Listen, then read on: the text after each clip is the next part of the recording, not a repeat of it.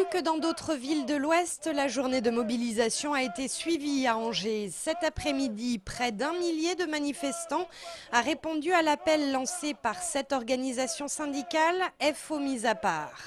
Des salariés, des retraités et des politiques qui, à quelques jours des élections européennes, ont voulu profiter de cette journée d'action pour démontrer que la politique gouvernementale et l'Europe sont intimement liées. Nicolas Sarkozy a présidé l'Europe pendant 6 mois. On a vu qu'il n'y avait pas d'inversion des politiques qui étaient mises en œuvre. Donc c'est pour effectivement faire le lien entre ce qui se passe dans notre pays, en France, qui subit 80% des décisions européennes qui sont appliquées directement dans la vie quotidienne des gens. Les gens qui étaient tout de même beaucoup moins nombreux dans la rue cet après-midi que lors des manifestations du 19 mars ou du 1er mai. Mais les syndicats ne désespèrent pas que Matignon entende le message. Le gouvernement ne pourra pas continuer à faire la sourde oreille.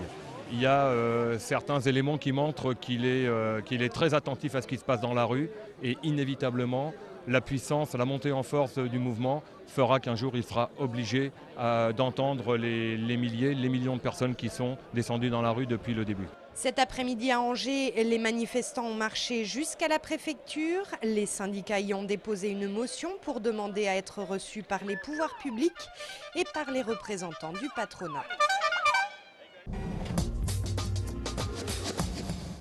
Un groupe de cyclistes qui s'apprête à avaler des kilomètres. La scène peut sembler banale et pourtant, parmi ces sportifs amateurs, il y a 3 détenus de la maison d'arrêt d'Angers. Seul signe distinctif, leur tenue bleu foncé. Tous écopent de courtes peines, ils ont été sélectionnés selon leur motivation et leurs aptitudes physiques. Ils sont conscients d'être un peu privilégiés. On va dehors et certains à l'intérieur nous envient un petit peu, mais il y a l'effort quand même à produire et on va essayer de leur rendre hommage en même temps. Les 3 détenus s'entraînent régulièrement en salle de musculation à la maison d'arrêt. Mais depuis peu, c'est sur du vrai bitume qu'ils se préparent en plein air. L'objectif de ce Tour de France est de les accompagner dans leur réinsertion à travers les valeurs du sport, comme l'entraide, la solidarité et le défi. En attendant, c'est avec beaucoup de rigueur et de motivation qu'ils se préparent à l'événement. Leur objectif, c'est faire la totalité de l'étape sans mettre le pied à terre. Et puis, je pense ils ont le mental pour. Donc, et puis, moi, j'essaierai d'être là aussi pour les motiver. Pour les accompagner dans cette expérience unique, 2 surveillants. Pascal travaille à la maison d'arrêt d'Angers depuis 25 ans. Mais c'est plus le rôle de partenaire qu'il endosse aux côtés des détenus. En tant que cycliste amateur, on a quand même des connaissances au niveau des techniques pour rouler en groupe, pour frotter, pour s'entraîner. Le Tour de France pénitentiaire partira le 4 juin de Valenciennes. Un tour en 14 étapes sur 2100 km. Le peloton passera à Angers le 17 juin.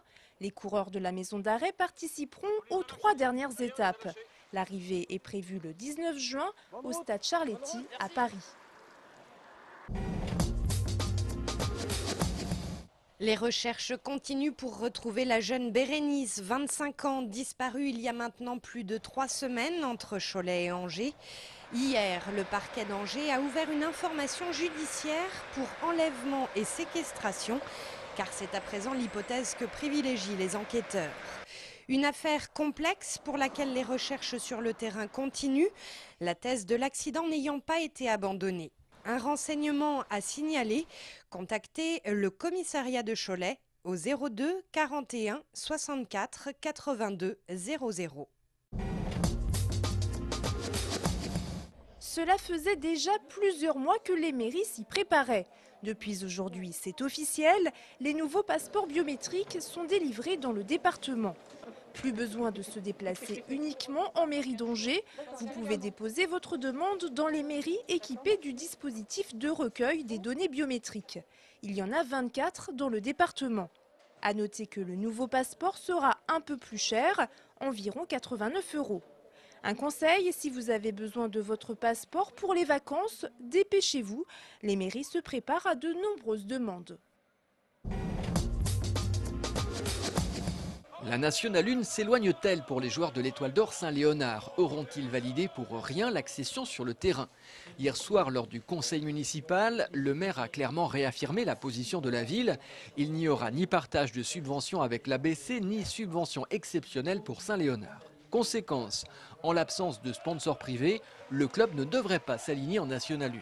Il n'empêche, les discussions continuent. Ce mardi, les dirigeants des deux clubs ont été reçus par l'adjoint au sport.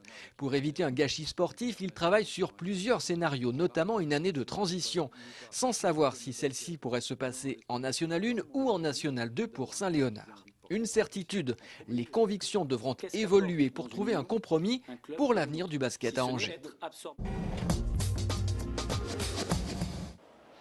On croit difficilement au fléau lorsqu'il vous tombe sur la tête.